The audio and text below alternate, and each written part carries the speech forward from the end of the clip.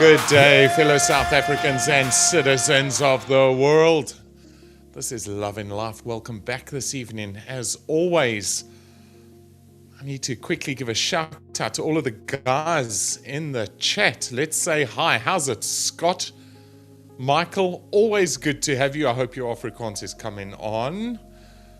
Salazar, good to have you. Jag, always wonderful. Lani Webb, there she is. I don't know if any of you remember this. I received this today from South Africa. It's a Hero Channel shirt.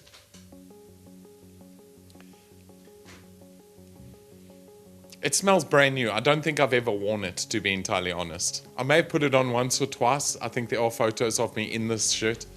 But nonetheless, let's get into the subject of tonight. Tonight, we're chatting to Muzi.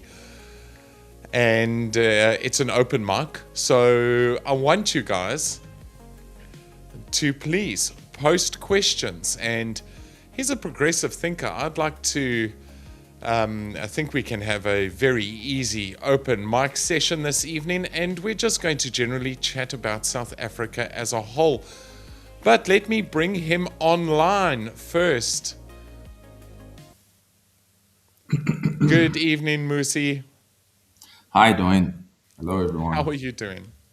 I'm okay, and you? Lovely, man, lovely. I can't complain. Muzi, give us an intro. Tell us about yourself. Right. So, for those who don't know, I'm Muzi from Mpumalanga.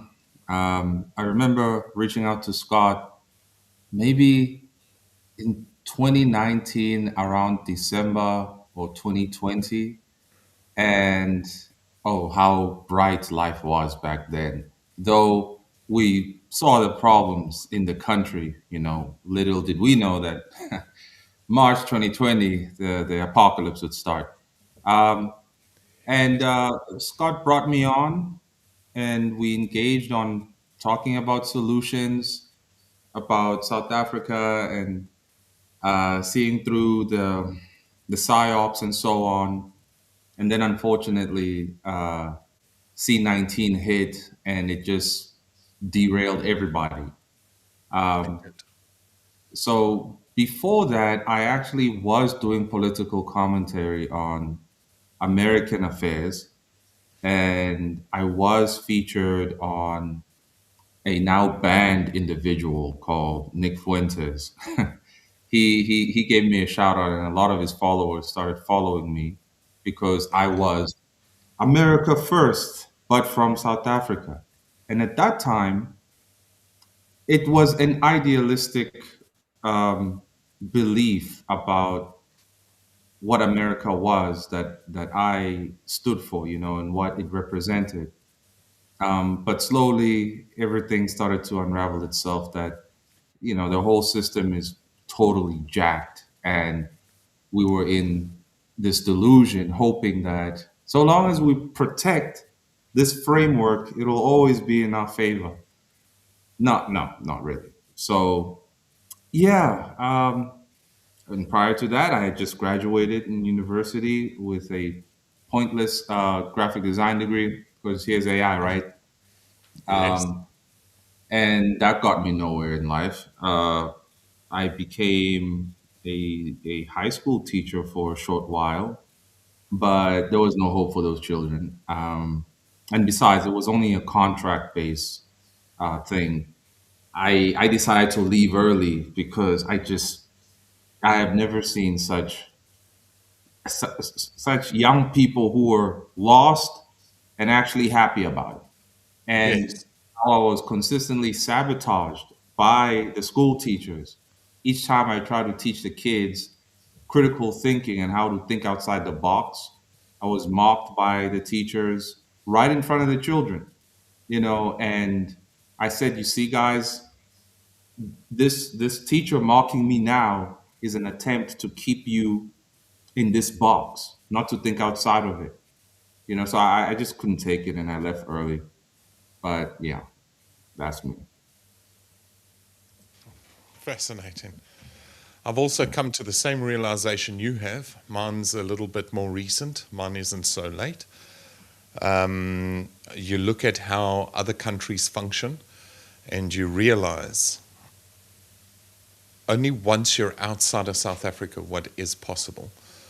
It's almost removing yourself from the situation and you look from the outside, because sometimes I think there are very few people that have your perspective, you see. You need to be outside and look at the perspective inward. And you look at what's happening in other countries. You hear about expats talking about, oh, I sleep with the doors and the windows open. And it's true, they do. But so do many South Africans in very small towns that don't have crime. It's just how it's approached, you know.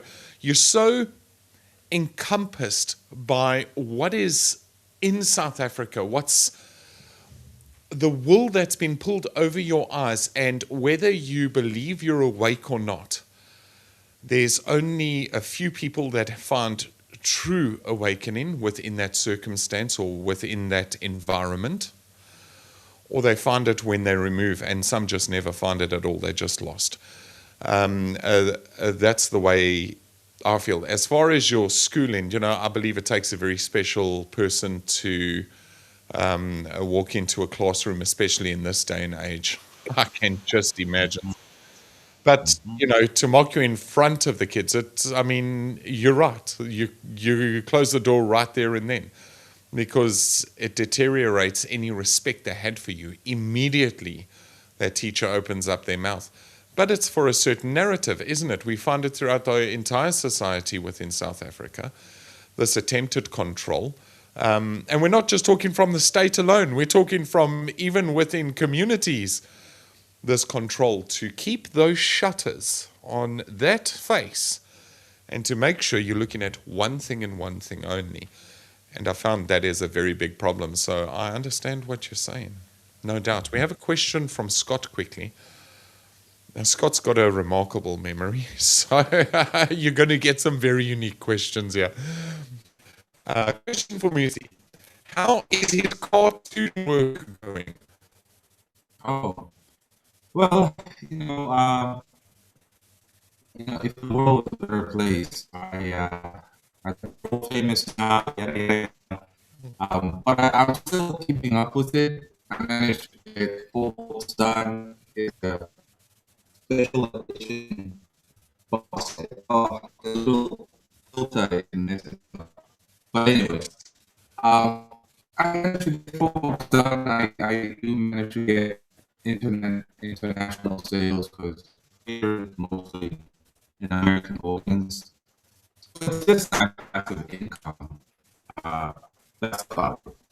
So Okay. Well, send yeah. us those books and we'll post it up onto our social media. I think that would be lovely to showcase. Why not? Definitely. Melina says hi. Lani says hi. There's a lot of guys saying hi.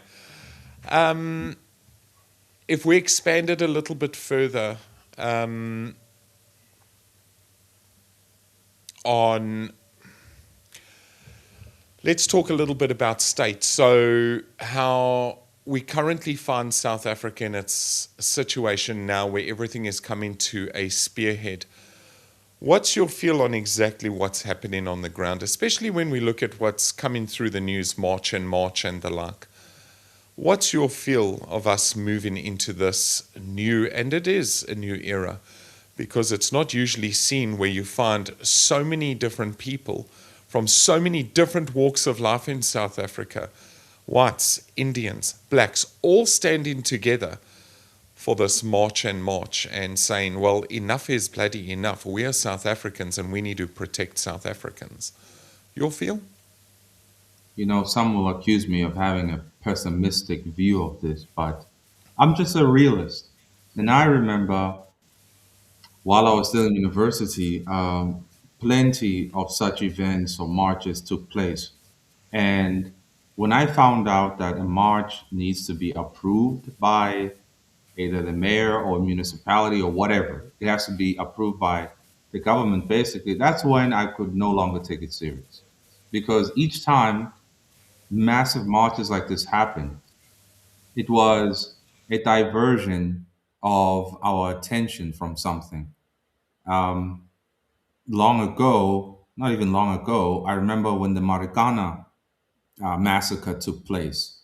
There was another march at the time related to foreign nationals, and it was to divert our attention.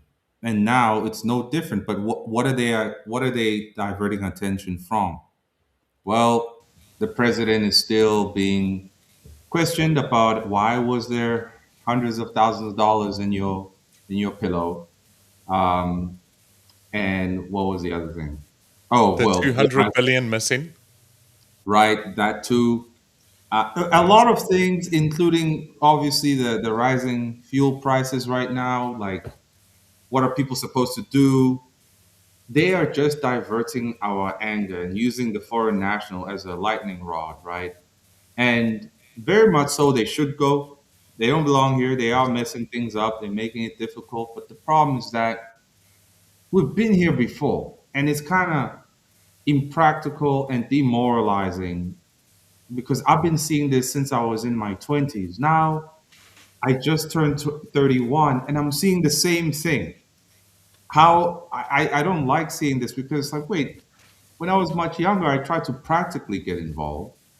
Um, and I was turned away at every attempt. I worked with the DA guy who's in Cape Town. His name was Emil something. And he tried to then make it official with me to work on this side of the country in Pumalanga. And he tried to reach out at the DA office here. No one was picking up the telephone. We got someone's personal number. He was literally asleep. He picked up the phone and he sounded hazy. It was just a mess. But Emil stopped working with me when I started asking, why is there so much attention given to and so much money spent on a rainbow being painted on the street in Cape Town? What's up with that? Why is this rainbow theology being enforced in the schools all of a sudden? And he just ran off from there. You know, he never spoke to me again. And I was Yes. like, okay, so there's many layers where these people want you to look like you're doing something, uh, but you actually not. When you start asking critical questions, they kick you out. People want to be distracted or amazed by marches of 1,000 people and so on. But if it has to be approved by the government itself for this to happen, then it to me it's obvious it's sponsored. And I once proved this. They took my channel down a long time ago, but there was a march that was taking place in the local municipality at the time, and I lived near it. So it was on a Sunday, and I heard screaming and chanting, and I was like, what's going on? So I followed the noise down to the municipality to find an entire army of people marching. What it was about, I had no idea because it was just a local issue. So I see a bunch of taxis there, maybe like 15 taxis, and there were some Yes. older people in the taxis. I go up to Okay. them and was recording everything, and I asked them, "Why are you guys here?" None of them had an answer. They didn't know why they were there. When I went to where those guys were marching, there were literally homeless guys that just took a shower with a new T-shirt on. It was a performative display to sway I don't know who or what and for what reason. But it was all just a performative. No, it was a performance, and I was like, you got to be joking. When I asked some of the people who seemed educated there, what did they do? They mocked me. They said, "Oh, well, I don't think you were invited here." I was like, "Look, I live near here. You guys can't be making this amount of noise and not expect a resident of this area to come inspect what's going on." They just mocked me. And I didn't understand. Why are you mocking me if I'm just trying to understand? So And as you said, it was just for the display. At the end of the day, it was just for the display. that's It's so right. sad how that turns out. Hey, I've the 30th is going to be the telltale of all. Is what happens on the 30th? Is it the government's going to come with a resolution of what they're doing about these illegal immigrants? Or are these marches going to continue? And I think it's going to get a lot more. I'd like to think that South Africa is going to open up their eyes and sort out this immigration problem for once and for all. Because, I mean, let's be honest, the border is a sieve. And if there are any countries in the world that are easy to secure, two of our borders, if you could say that, are ocean. It's not that hard. Like we're totally landlocked where we need to, put up four borders if you looked at it like a square, a circle, or whichever it may be. It's not that difficult to protect. It's just a Hmm. matter of getting it done.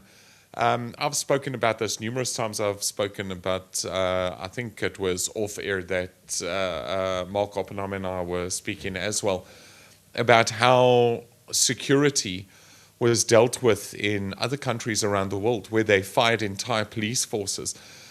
There is light at the end of the tunnel if you're unable to bribe a customs official because they receive the salary that they're supposed to be receiving. It's already dealing with so much crime before it ever touches your roads.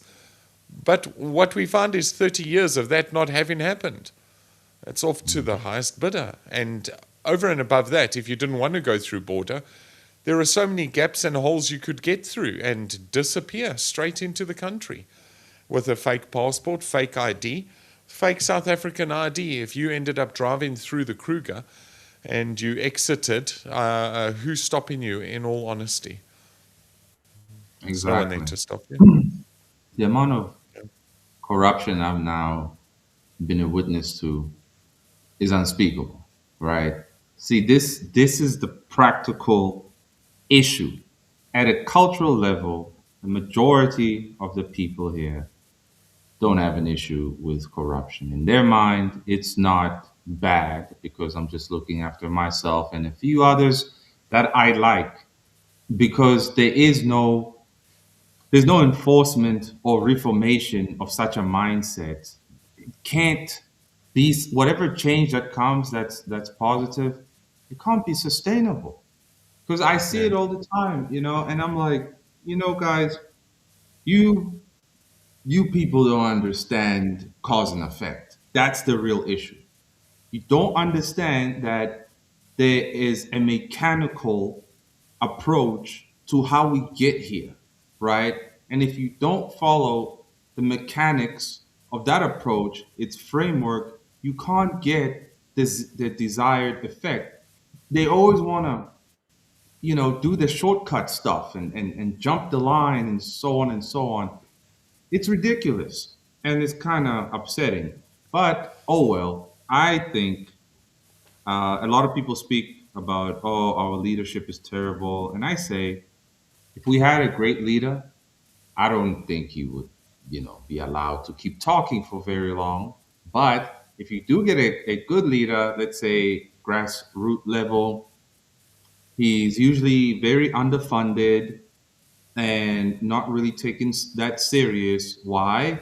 Because he speaks of practical steps. And those who are practical actually need people to get involved and get their hands dirty in a way. And most people don't want to get their hands dirty. On a few Facebook groups I'm on, like local stuff happening, let's say there's a burst pipe somewhere. And I'm always surprised how people react the same way of how is it the government won't fix the degrading pipes or the messed up road. And I asked the question, how could you ask that question? After being a witness to this for 30 years, they're not interested. They don't Yes. care. How's about maybe you create an alternative, um, well, I don't want to say shadow government, but offer a type of service where that sort of problems can be fixed instead of complaining to people who clearly don't care about us. It's insane. It's as if we're in 1984, George Orwell, and we're in that big theater where we're yelling at Goldstein for being the one who ruined society. It's insane. Like, there's a book about what we're going through right now, and some will claim they've read it, but I don't see them behaving like they've read it. So Yes. annoying. Well, here's a question that actually goes a little bit further than what we've just spoken about now, and it touches on something we spoke about already. What is Musi's opinion on the link between the quality of education and the youth's blindness to what is happening in the world around, and this robbing them of their ability to build a better future? What is the link between? Oh, well, yeah, the quality of the education is totally messed up. Whether you went to a public school or private school, you come out equally ignorant. I went to a private school in high school. Totally, I didn't learn a single thing over there, right? Yeah. You just come out with, ooh, yay, you went to a private school. No one cares in the real world. Um, this blindness, though, to what's happening in the real world and the grand scope of the world itself, I think that's all schools these days, everywhere, right? Most teachers don't really have a true love for teaching. And there is an enforcement at a higher level to ensure that you teach them garbage anyway. As I was mocked for trying to teach them something practical, you know, Yes. the idea of building a better future, because this is the rhetoric. The rhetoric is that all the politicians say this, all the news presenters say this. They keep phrasing this chant: we need, we must. That is just maddening to me at this point. You know, I just feel like jumping into the ocean each time I hear that. But the rhetoric is, we need young people to do better. We need quality leaders. We need Yes. this to be built. Okay, what are the mechanics to ensure that happens? No one talks about that. No one wants to hear that.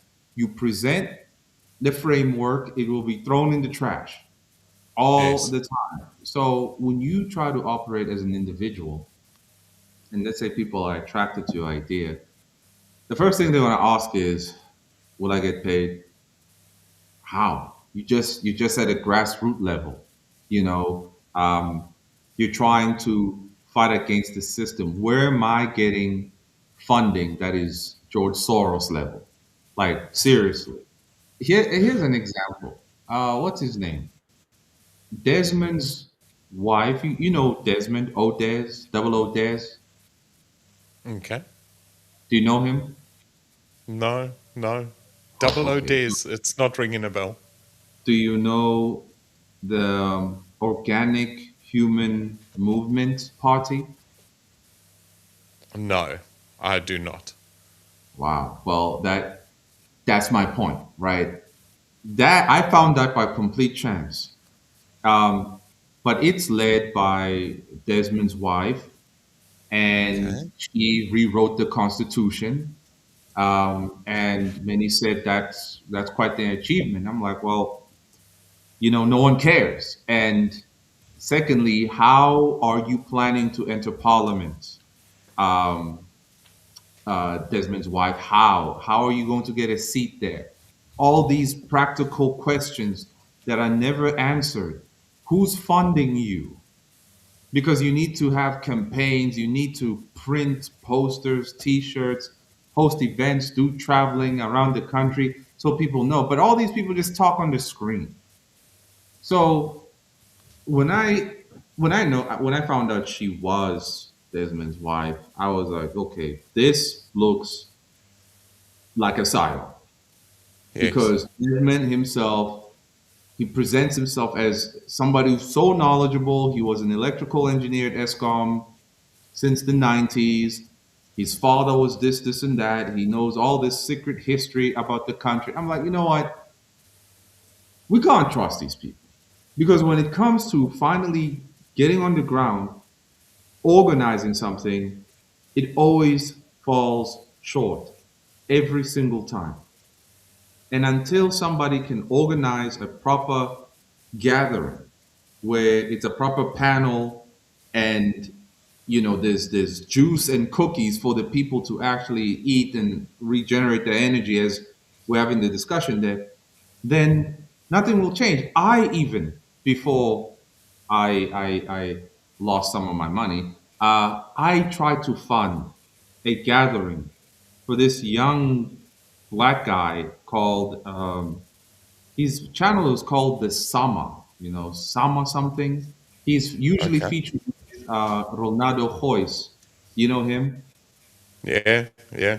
I know him. That guy, yeah, that young black boy who's featured with Ronaldo Hoyce. I reached out to him, joined his community, and he was so distant and he was such a slave driver. I was like, wait, I thought we were here to discuss ideas, but no. As young as he was giving people homework. And I'm like, wait a minute, homework? I said, look, I will fund, I will fund a gathering for us. I'll find a venue in Gauteng.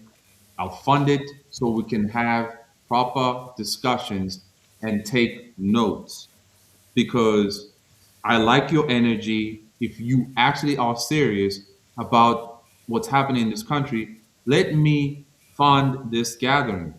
You know what he told me? He Hmm? said, I don't need your funding. I don't need your money. I don't need a gathering. What I need is for people to just listen. And I was like, you see, that boy is probably funded too. How can Yes. you reject a gathering? Because all these young guys who were joining him, they felt like, hey, finally somebody young who's expressing, real concerns. I We can wanted stand behind him. exactly. But then he says Yes. no. That's when I started thinking, no, he's funded. He has to be funded because that means all the young people going to his little Discord server are actually being held hostage there. Their energy is burning out there and building nothing. He's holding them Yes. hostage. So that's sad. Not the first time I've heard of that happening. I've had a few complaints from channel stewards across YouTube in South Africa specifically, where they're approached and it's almost like they're siphoned for information, if you will, to some new trying to, and you look at some of the stuff and some of it's quite questionable. We steer clear of it. We have our own agenda, we have our own direction, and that's exactly what that is. And what we do ourselves. The Organic Human Movement, OHM, they want to scrap the traditional multi-party system, allow only independent candidates to run for public office. So there's already a problem right there. They propose a preferential voting ballot where candidates are ranked and the weakest are eliminated. I think I kind of like that part. They aim to give voters the power to remove non-performing representatives from office through mechanisms overseen by the Independent Electoral Commission, IEC. Now, that first part, that almost, the last part's great because you can address one person individually without having to try and tackle an entire party. I understand that. That makes sense to me. Where my issue comes in is allowing only independent candidates to run for public office. If we thought we had a few people making a lot of money in South Africa as it is under the current system, just imagine what it's going to be like under that. Exactly. I mean, you have to have a ironclad intelligence system in place for that to function successfully. How else are you going to stop it? I mean, you could target, let's say, 30 of the most effective. Well, you would want seats, so you would go for a lot more than 30. and you'd privately finance the brother, the sister, the wife, cash under the table, to buy votes. It becomes dangerous looking at that type of system. Now, if there's a police force and, as I said, intelligence, yes, it could work, but I don't see it working currently. There's no way. Uh, let's take a look here. I want to see if they. Oh, okay. When I last spoke to Muzi, this is Scott again. He had a lovely. Oh my dear, he had a lovely girlfriend. I'm so sorry, Muzi. Is she still in his life, and how is she finding the challenges today in South Africa? Uh, yeah, she's still around. The challenge is that I mean, she just focused on the direct challenges in her life, rising costs, transport costs. That's about it. The grand problems. Most people who have these normal jobs, working at supermarkets or whatnot, they really don't have much time to see beyond the little box that they've been put in. They can Okay. hear about it, they can, social media can bring awareness to them, but they don't focus on it because there's not much they can do. Yes. So they feel even more helpless when there's a grander problem than the one that they're already dealing with. So I don't blame them anymore for trying to survive just within that box. Yeah, it's very difficult. There's no doubt about it. There is an angle that I think no one's ever asked you, but let's ask it. And I know I'm going to get a lot of backlash from this. Sama, Ronaldo, and many other influential social media channels are funded by the Zionists. Rob Hersov on the top there. What we have noticed is there is a spearheading of in social media. And social media isn't what it was 10 years ago, let's be entirely honest. The social media we were exposed to a decade ago is not the social media we see today. The social media we see today is a heavy push on, first off, performance, obviously, because your content needs to be viewed. But over and above that, we find almost a financial aspect coming into the entire sphere, if you will. What's your feel on how this social media sphere has moved over the past 10 years? It has become a giant dungeon, right? On my own YouTube platform where I just talk about comic books, I I talk about this dungeon and how you know comic book creators who are no longer part of the grand institutions like your Marvel, DC, those guys, and how they try to Yeah. go their own way, they end up finding themselves in a funded dungeon that has the appearance of helping the independent artist, but in actuality is to trap them, right? To extort them even, to reconfigure their work, their message with AI even. It's insane. Now with the introduction of AI, so not just social media, but the whole internet now is social media. We Yes. all mostly on YouTube or Twitter or Facebook or Instagram. You usually don't go outside of those websites. You know, 80-90% that's the platforms that you're on. And now these websites are obviously owned by the oligarchs, the Zionists, the freaks of nature who have a particular agenda to just fry our brain, reconfigure our reality, Yes. by changing how we see things, how we perceive things. And it sucks to see because if you are outside that box that they put everybody in, either they'll demonetize you, ban you, or shadow ban you, as I have been, and even now.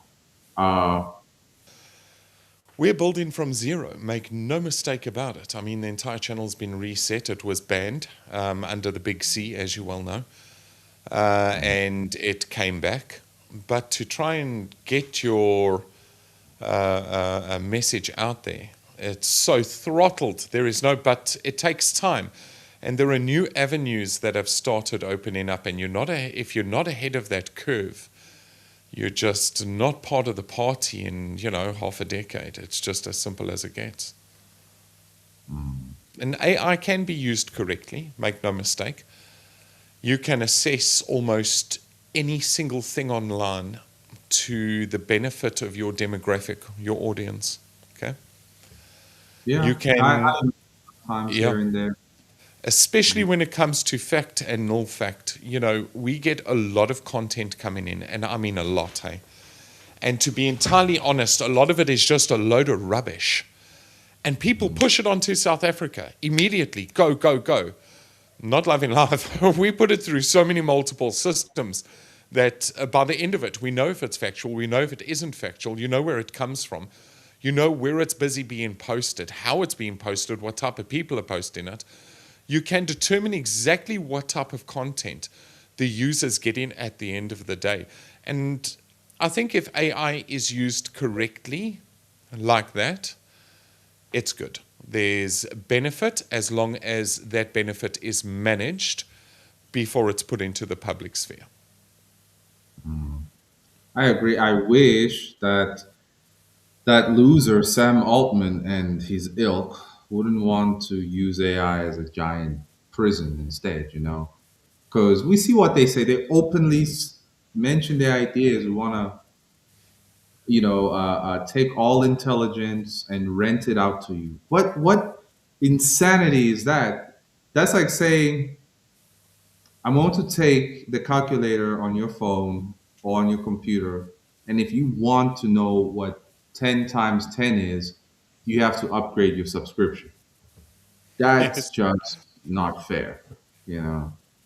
Well, it's like the That's GMO seeds in America. You're not allowed to plant any other seed, and that's what they try to push onto America, and you'll only plant this seed, and it only comes from one company. And if you want to eat or you want to grow anything at the end of the day, the seed has to be bought from only us and no one else. And it's proprietary. And look at it's in the bigger picture. If you really zoom out all the way, it's trying to monopolize food. At the end of the day, what else? What else is it? And especially when those guys start getting aggressive, this is where it really starts getting interesting. If we run back to the farmers in the States, where proprietary seed is blown onto a farm that is not using that seed, then suddenly that farmer is liable and taken to court. And I mean, farms have been lost because of these court cases, because of the expense of these court cases. There's a lot of tact that comes in with it. And I mean, at the end of the day, there's so many that follow because they have those blinders on again, Muzi. There's so many that follow. You get 70% of them plant in proprietary seed, for example, 30% not. And you find the same throughout everything in the world, isn't it? If it's easy and it's simple and it's keep those shutters on your eyes and keep on moving in that direction. But I think where things will really change for South Africa, and as we come back to AI specifically, is when the real information of South Africa hits AI, the real documentation, the real investigation, stuff that's not in the public sphere as yet. If that ever bled out onto AI, you look at what AI did with the pyramids, you look at what AI does with just, these real conundrums in the world, and how it breaks it down to a point which humans never even perceived could be possible. And AI actually comes up with a very sound answer, and it makes sense. The second the truth of South Africa hits AI, I think there's a lot of people that are going to have a lot of problems. It's my opinion. Well, maybe not people, companies most certainly. There's no doubt about it. So the power of laughter. Sorry, Muzi, you're going for it? I hope that's the case. I hope they are held accountable. Um, I listen to SAFM a lot these days. I never used to because they're a propaganda machine, but now I only do it to hear other people call in. And I would say the general public is fully aware that the media is dim-witted, it's Yes. biased, it's against us, and the people hold the media presenters themselves accountable. They mention that you all speak from a high horse. You don't live here where the foreign national is poisoning the kids and whatnot. And sometimes they can agree with that, sometimes they don't. Um, but what I always want to see when the citizens hold even the media accountable, I want to see someone in the media actually say, you know what, I'm sorry. I didn't know. Here's what I'm going to do. Here's what I'm going to Yes. try to do. I'm going to try to host this event. I'm going to do. I once called in to 702 to this guy called Aubrey Masako or something. This was 3 years ago. And after Okay. listening to him for a year, I said, Aubrey, you aren't fair because you keep talking and talking and talking about the problems, getting more and more people talking about the problems. Why haven't you done anything yet? Because I know that if I ask you for help so I can do something, you won't help me, right? Yes. And he said, well, if you feel like you can solve the issue, you should. And I said, that it doesn't work that way. I'm a nobody, no funding, but you're a somebody who can get funding. That Why can don't have an you? effect. Exactly. Why don't you do Yes. something? And he They're said, all. we're working on it. No, he was lying. And it is what it is. But it also then puts those independent channels at higher risk at the end of the day because they're the only ones that are willing to open up their mouths and talk the truth. You know, it's not some pretty party. It's what is found. And, you know, you find that information yourself. You publish that information yourself, and you're not influenced by what you're publishing. That is very, very rare in South Africa at this point in time, especially on YouTube. Yep. Yeah. And well, for me, I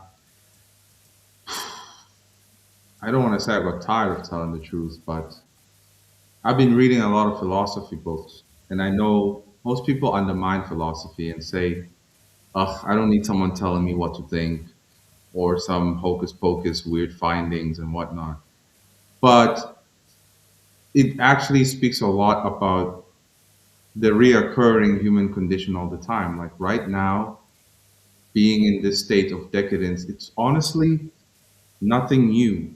And the advice given when in a situation like this is always that in the end, if you are the one who can notice and see the issues, you find your tribe, right? Your little tribe who see it too, um, and you build a sanctuary, Yes. you build a monastery, and the internet and the digital world itself.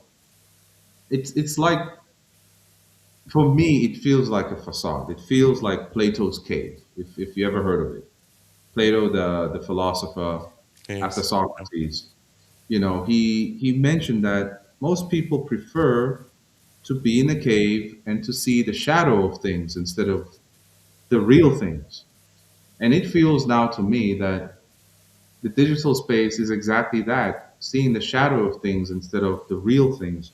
When we gather in a cave and we do a puppet show, a shadow silhouette show using a light behind us, and see or project what we want to see on the wall.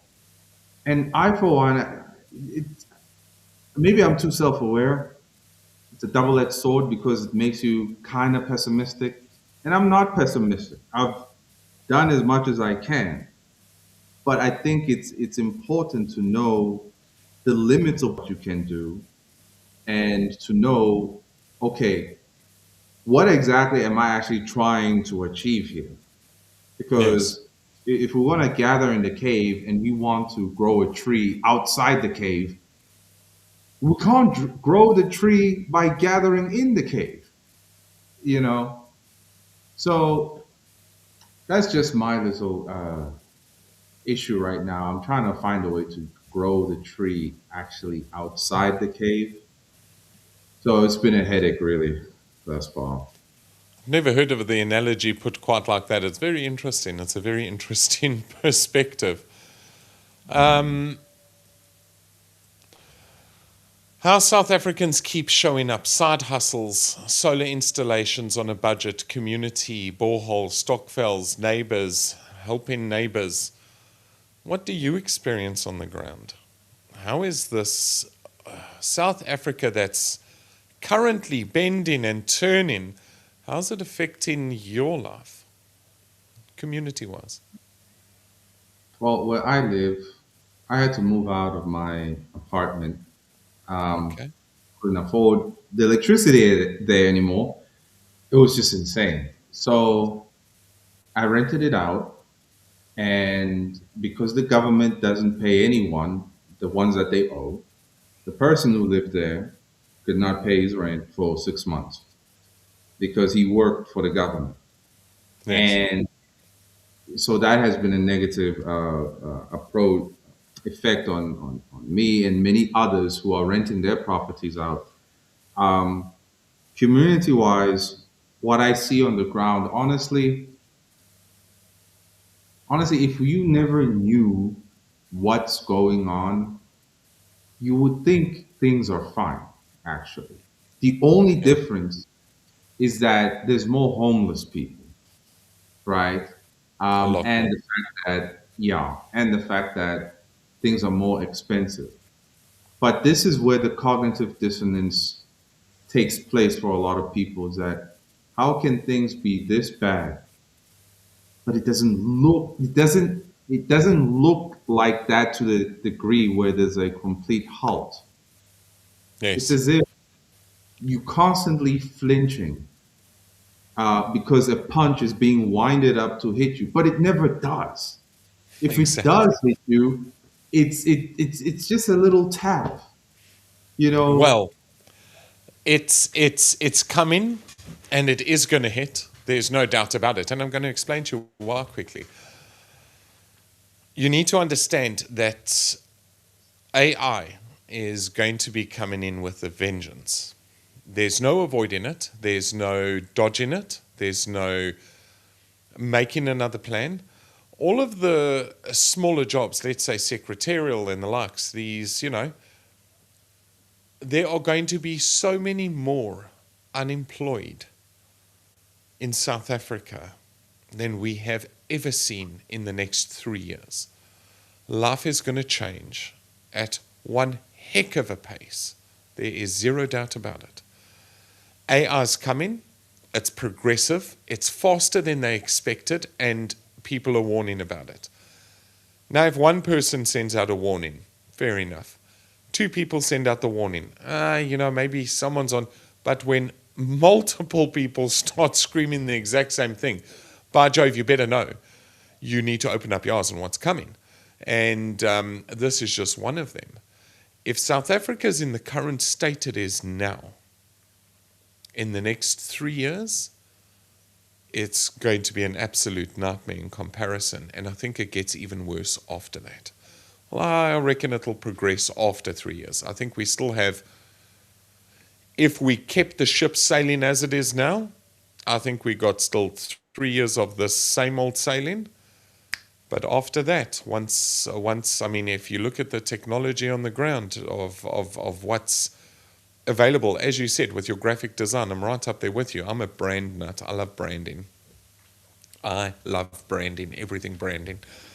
A hobby, professional, you give me branding, I'm a happy chappy.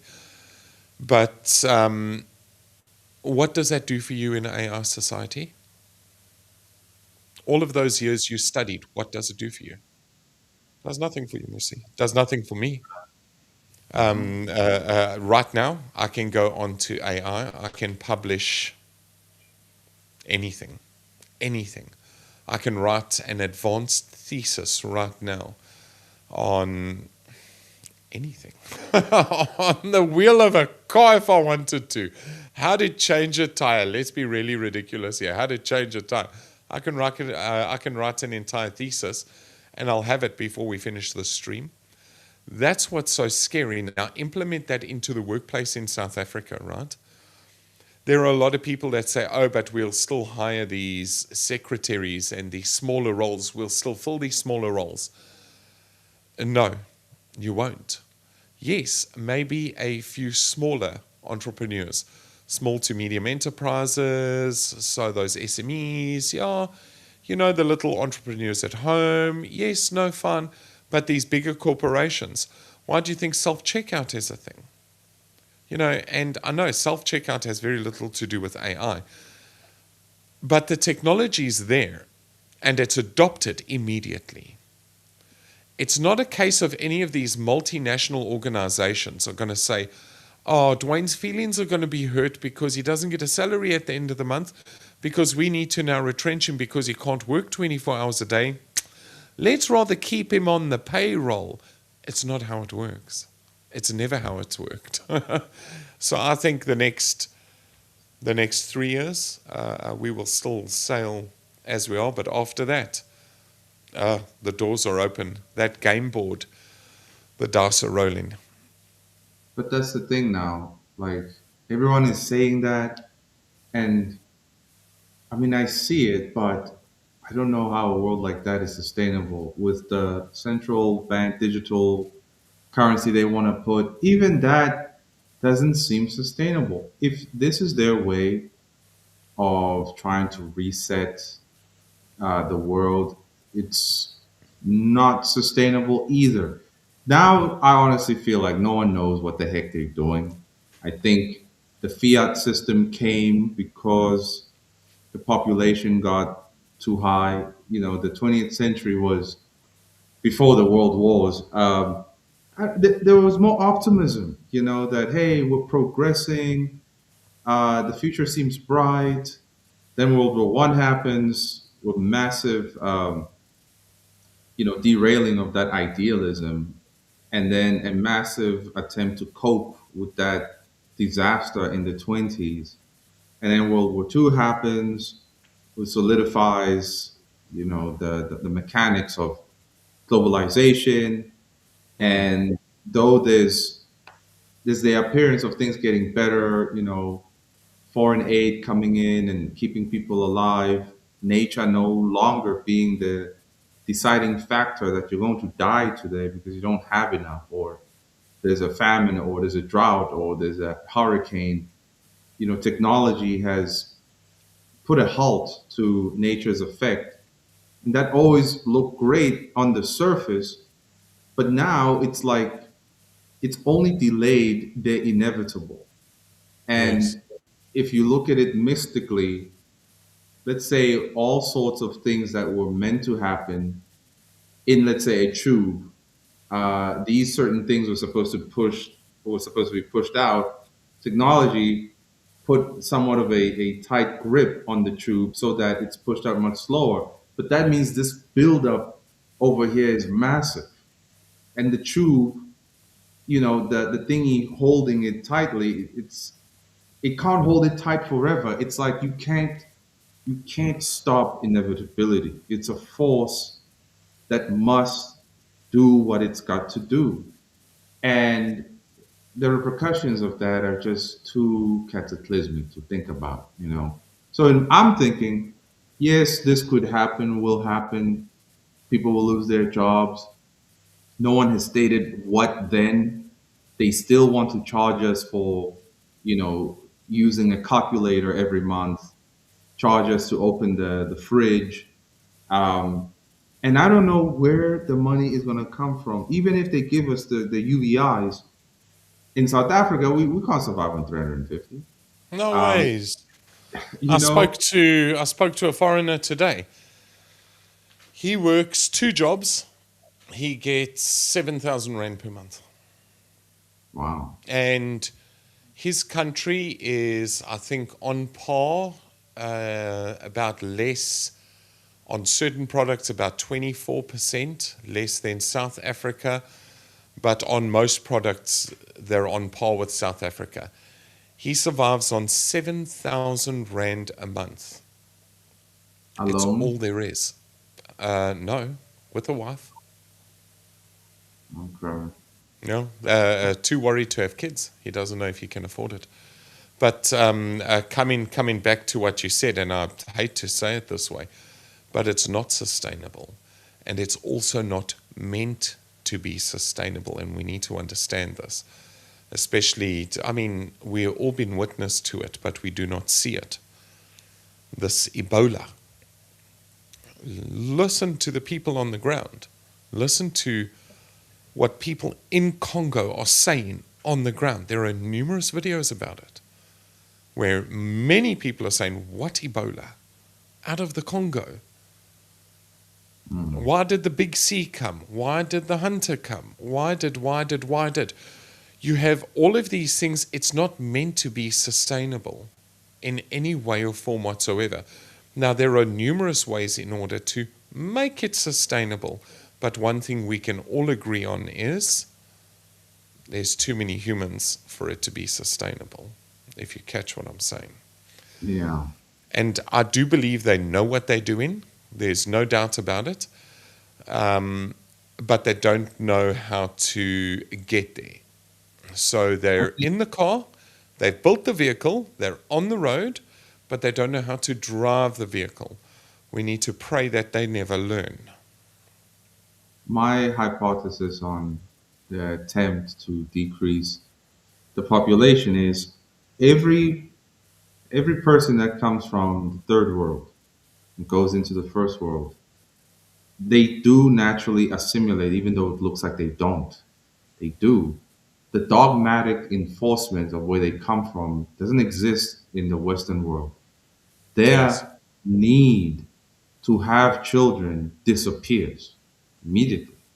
Um, Now it becomes a cultural, uh, self-aware decision that are you going to have children? Because I know this one girl, I should say woman, she's 28 now. She's from Finland, an artist that I used to talk to. She okay, converted to Islam and she got married to a Muslim in London, and now they live together. yes, Right now, she's very much so aware of the best time to have kids is as a female before your 30s and whatnot, but she still doesn't have kids. With that, that showed me that so you married a guy who just got on the boat and went to the UK, and now you're living together and you still don't have kids and you have no plans. I mean, even now we still talk, and she's telling me plans about her next artwork, not the fact that she wants to start a family. This tells me that their way of trying to decrease the population is a natural way. I don't think they want to do it the way Mao Zedong did it, right? Because even they wouldn't be too safe. Not every country has a massive countryside where you could just ship all those people to, right? So if the long game is, you know what, we'll make the people come here, allow them to come here, they'll naturally not want to have kids anymore because they won't, number one, afford it.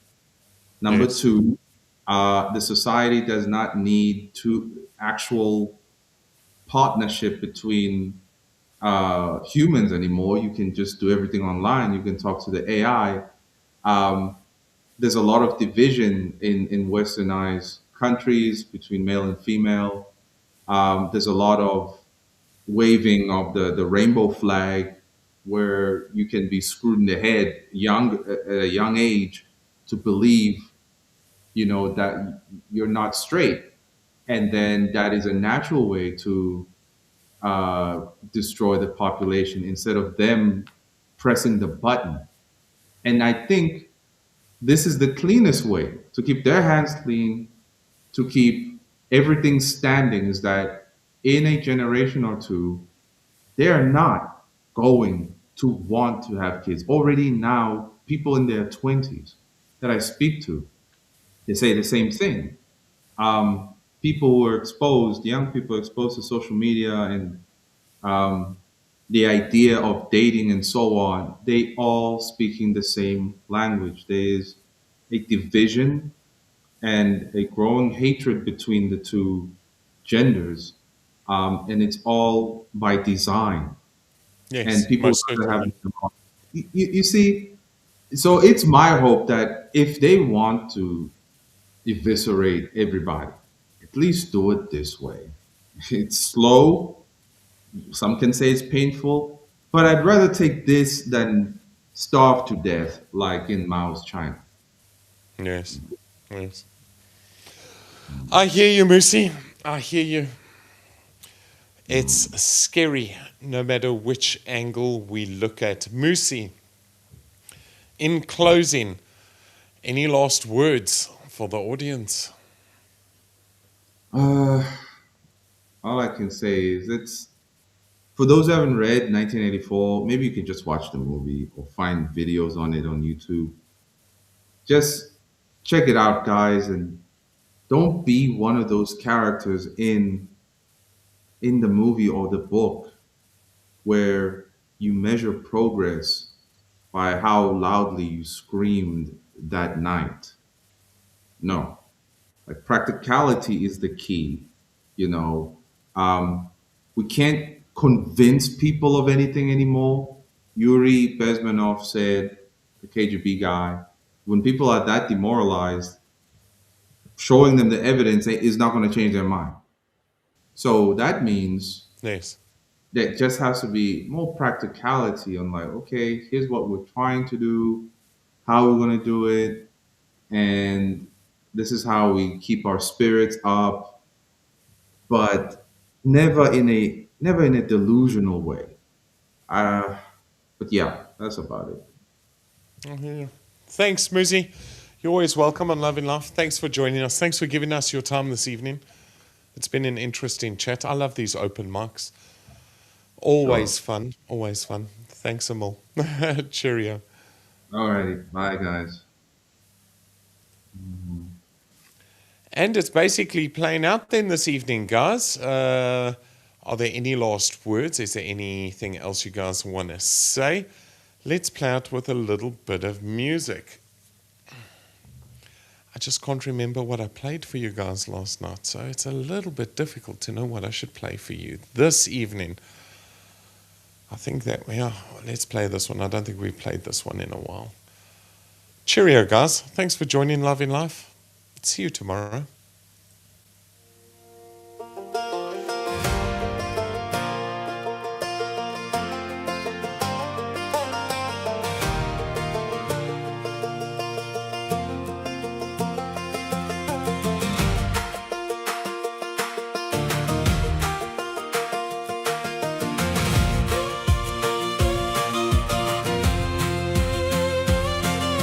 I don't need a wish on a falling star, or trace the lines on a map to find where you are.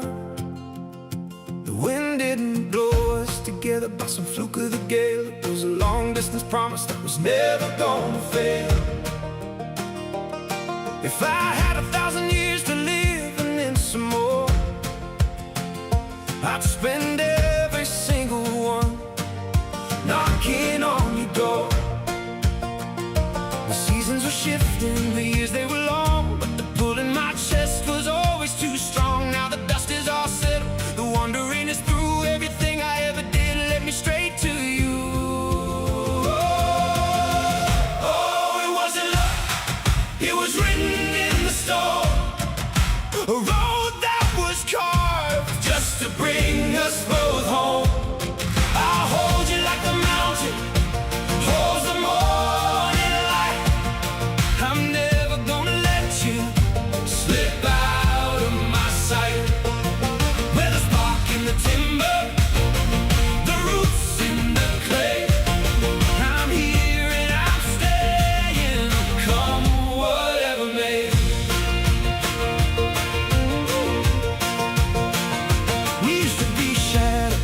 just passing in the rain,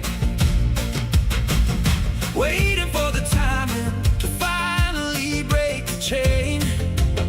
Now the table is set and the porch light is on. The weight of the waiting is finally gone. I look in your eyes and I see the whole map.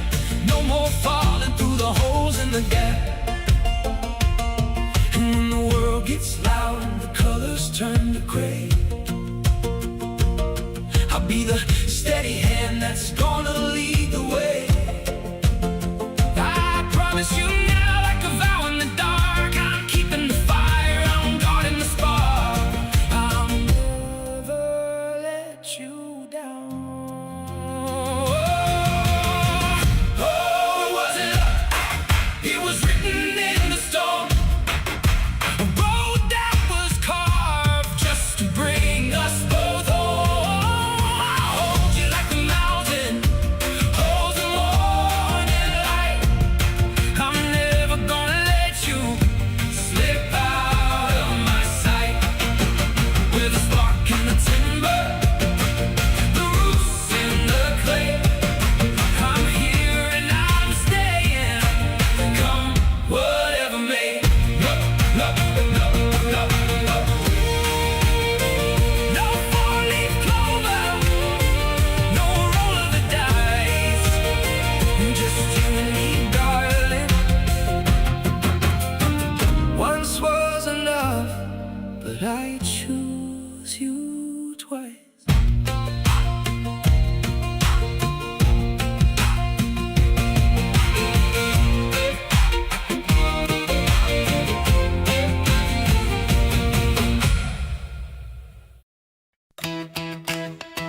Hey,